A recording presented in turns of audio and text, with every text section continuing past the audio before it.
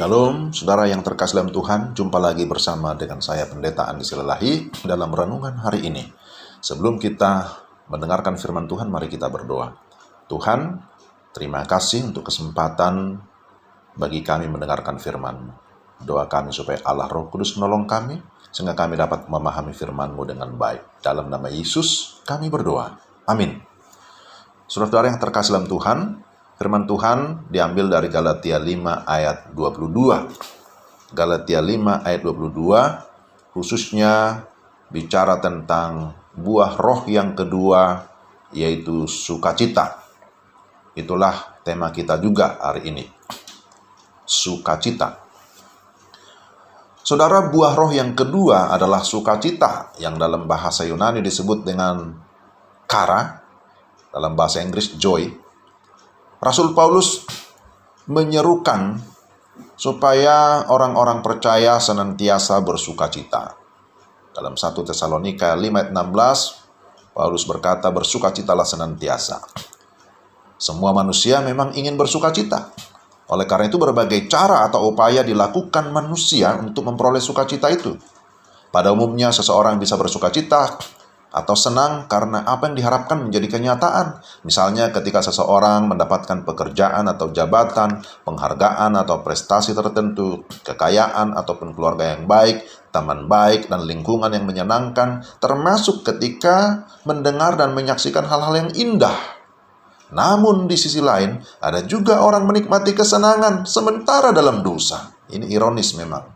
Misalnya berjudi, minum mabuk, berzinah, selingkuh atau kumpul kebo, pornografi, narkoba, melacur, menipu, dan lain-lain. Kegembiraan karena harapan terkabul merupakan hal yang biasa. Kegembiraan yang diakibatkan oleh hal-hal dosa itu merusak dan bersifat destruktif. Sebagai orang Kristen tentu kita tidak anti kesenangan, kegembiraan, atau sukacita. Akan tetapi sukacita seperti apa?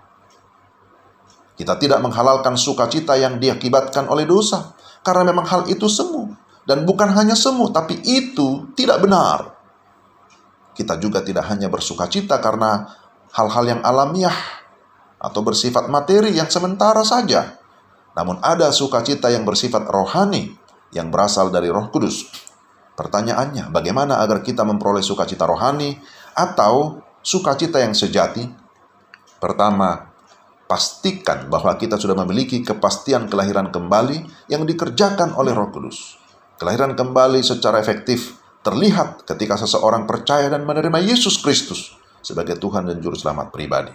Orang yang sudah beriman kepada Kristus akan didiami oleh Roh Kudus, taat pada pimpinan Roh Kudus, dan penuh dengan sukacita surgawi. Kedua, sukacita yang berasal dari Roh Kudus mengalir di hati dan tidak bisa dipengaruhi atau digugurkan oleh situasi dan kondisi dari luar. Kapan saja kita mengalami sukacita itu? Pertama, saat kita sedang melakukan firman Tuhan. Seperti hidup dalam kasih, mengampuni, memberitakan firman. Bukankah dikatakan berbahagialah orang yang bukan saja mendengar tapi memelihara firman? Kedua, saat kita memuji dan menyembah Tuhan. Serta ketika kita berdoa, kita akan mengalami sukacita. Namun perlu diperhatikan bahwa sukacita sejati tidaklah bergantung pada mood atau suasana ataupun perasaan. Ketiga, saat mengalami pergumulan yang berat atau saat mengalami penganiayaan karena ketaatan pada firman Allah, di sana pun akan ada sukacita. Yesus berkata, berbahagialah orang yang dianiaya oleh karena kebenaran. Dan yang terakhir, bersukacita saat menjalankan misi Tuhan, yakni pemberitaan Injil. Para rasul tetap bersukacita sekalipun di penjara, seperti Paulus dan Silas. Mereka tetap bersukacita di dalam penjara. Mereka memuji Tuhan dan mereka mengalami kelepasan.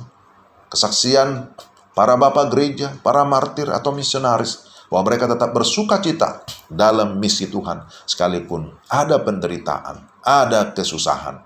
Jadi sukacita sejati tidak dihasilkan dari usaha manusia, tetapi merupakan pekerjaan Roh Kudus dalam hati orang percaya. Sukacita lahir dari dalam jiwa kita yang dipenuhi oleh Roh Kudus. Bukan dibuat-buat, dengan senyum yang pahit atau tawa yang tawar. Sukacita yang sejati selalu dihubungkan dengan pengenalan akan Tuhan serta relasi yang intim dengan Tuhan. Pertanyaannya, masihkah ada sukacita dalam masa sulit seperti sekarang ini? Ada seseorang yang membuat kalimat dari kata joy. Joy artinya sukacita. Tapi dia berkata kita bisa tetap bersukacita kalau kita mendahulukan Yesus, orang lain, barulah diri kita. Joy, dia sebut Jesus, others, you. Artinya, Tuhan lebih dahulu, kemudian orang lain, yang terakhir, barulah diri sendiri. Maka saya percaya kita tetap dapat mengalami sukacita ketika kita hidup bersama Yesus, ketika kita mendahulukan kerajaannya, ketika kita hidup sesuai dengan kehendaknya, memberi diri dipimpin oleh Roh Kudus, maka penuhlah sukacita kita. Amin. Mari kita berdoa. Tuhan, terima kasih untuk firman-Mu. Kami mohon sekali lagi agar Roh Kudus menolong kami, agar kami dapat melakukan firman-Mu, mengalami firman-Mu dalam hidup kami tiap-tiap hari. Dalam Yesus Kristus kami berdoa. Amin. Demikian saudara sekalian, firman Tuhan hari ini. Kiranya Tuhan memberkati kita dimanapun kita berada. Dan kita tetap bersukacita oleh karena Tuhan. Shalom.